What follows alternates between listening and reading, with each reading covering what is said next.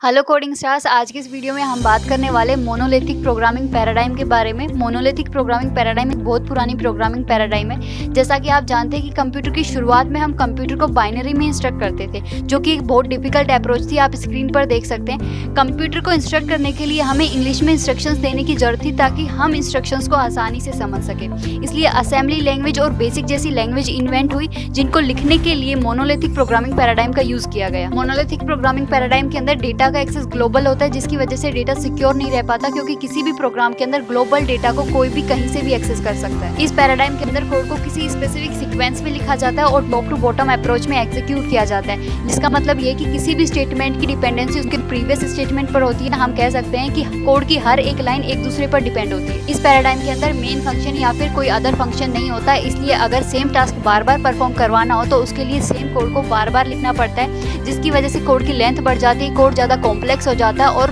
Code की readability घट जाती है। मोनोलिथिक प्रोग्रामिंग पैराडाइम की सबसे खराब बात ये है कि अगर कोड के अंदर कोई भी एक एरर आ जाता है तो पूरी की पूरी एप्लीकेशन काम करना बंद कर देती है और एरर को ढूंढना भी काफी मुश्किल हो जाता है। इस पैराडाइम के अंदर गो टू जंप स्टेटमेंट का यूज करके प्रोग्राम के कंट्रोल को एक जगह से दूसरी जगह स्किप करवा सकते हैं, क्योंकि इस पैराडाइम के अंदर इफ एल्स स्विच केस और लूप नहीं होते। और इस मोनोलिथिक प्रोग्रामिंग पैराडाइम को सिंपल और स्मॉल एप्लीकेशंस बनाने के लिए यूज किया जाता है। अगर वीडियो पसंद आया हो तो लाइक, शेयर एंड कमेंट।